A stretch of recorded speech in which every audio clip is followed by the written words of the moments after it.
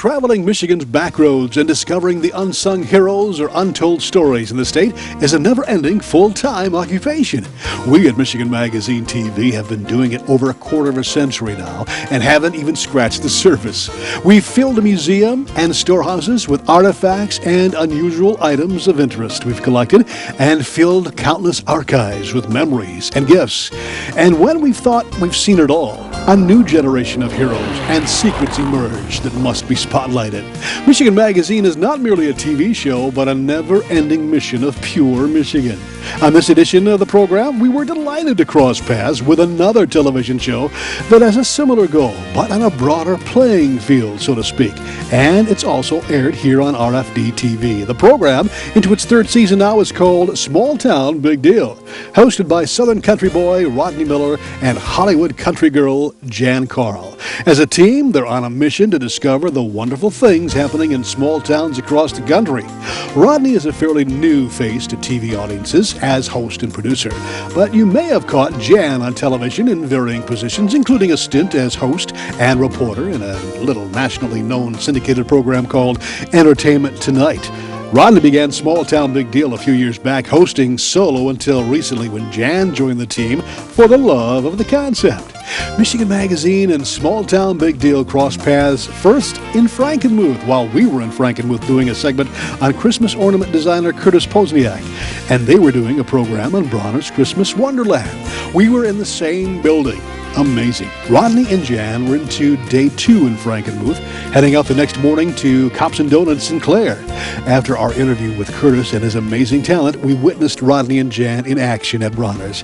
Eventually, we chatted a bit and planned to meet up with the crew the next day in Clare, which we did to compare notes. You guys have one of the greatest jobs in the world. I mean, we do something similar here on a statewide level, but you had on all over the country. I mean, why in the world did you choose Michigan? What was it, some suggestion from a viewer or what? It was, and I can't think of her name, but you're good with names. Oh what was her name? my gosh, Marcy. Yeah, and we met Marcy at the in Louisville, the National Farm Machinery Show. Right. Okay. We were down there filming. And so she contacted us from this. She's like, "Oh, you need to come to Michigan, and I got story ideas." Yeah. Oh, okay. Yeah. Okay. Yeah. Well, you had us a little stint in Michigan in your very younger years. Very young. I was like maybe 2 or 3 until 6 years old in Lansing, and I have wonderful fond memories. Yeah. And you did a lot of business in Michigan. Yeah, when I traveled the tractor industry, I've been all over this. I've been to this town before and was in Frankenmuth a lot. I had dealers in the area, so yeah. But you didn't have this much fun. No, never. We have more fun now than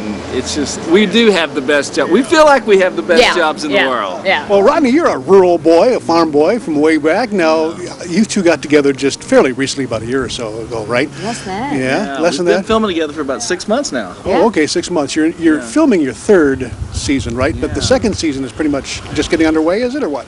How does that work in television? You know, it's so funny. Each market's different. Yeah. But for you went on the air September. September 6th. Actually, that's the first day she contacted us too. That's the when actually the next day, September 7th.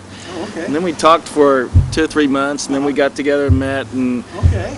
we could tell we were going to be friends, and so we worked out a deal, and we started filming in January. And Well, you were going solo there for a while, weren't you? yeah, I mean, how did this whole concept come? You know, small town, big deal come about. Tell us the story behind the It's kind of story. a dream of mine that started about 8 years ago, and it kind of got tweaked a little bit, and we finally shot a pilot and got on the air last September, and we just really enjoy telling the great stories. You know, I think that's the one thing that we really share, our strongest bond is that we both love rural America and small town America, and we love the great stories and the people in them. It's always about the people. I mean, this story today is really about these people. Yeah. And so we love that. We share that in common, and we genuinely have a good time everywhere we go. So.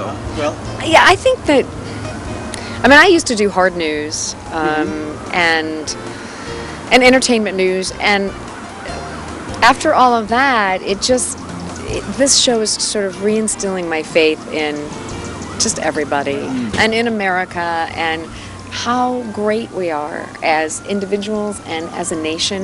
And I'm sure you feel the same way when you travel your great state, because you're reminded of all that's going on all the time, when you're busy doing your life, all these great stories, great places, great festivals, great traditions, so much patriotism. You know, Jan has a great way of describing our show sometimes. She says it's a love letter to America. And I think that's a really good caption. That really describes our show. And that love is a never-ending correspondence because the love they show and are shown in each community they visit throughout the United States spawns friendships and memories for a lifetime. And as Jan put it, restores the faith in community and humanity.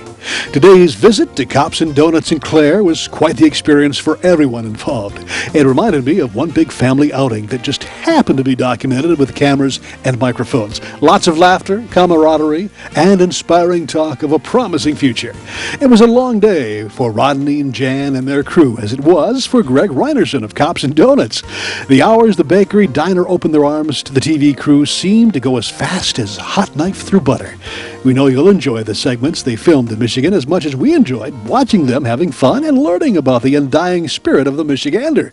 If you'd like to view the entire interview we did with Rodney and Jan, we have it up on YouTube, and we have a link posted at MichiganMagazineTV.webs.com.